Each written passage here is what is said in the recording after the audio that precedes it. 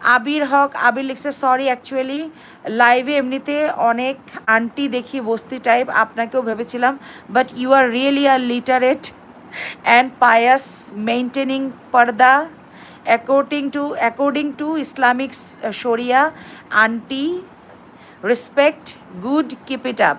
প্রথমত আমি আপনার আন্টি হই না, বরঞ্চ আপনাকেই আঙ্কেলদের মতো দেখা যায়। হ্যাঁ, আপনার প্রোফাইল পিকে আপনাকে পা থেকে মাথা পর্যন্ত দেখা যাচ্ছে না, কিন্তু আপনার মুন্ডু যতটুকু দেখা যাচ্ছে আপনাকে কিন্তু আঙ্কেলই মনে হচ্ছে। বুঝতে পারছেন? সো মানুষকে আন্টি মান্টি না বলে নিজেকে আগে আয়নায় দেখেন, আপনাকে কিন্তু জোয়ান গাজী লাগে না। বুঝতে পারছেন?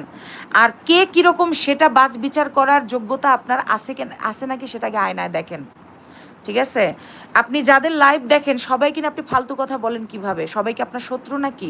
আর আমি হয়তো বা আপনার সামনে ভালো হয়ে গেছি, এই জন্য নিশ্চয়ই আমি আপনার গুণকীর্তন করব না, কারণ আপনার কথাবার্তার চালচলন ভালো না।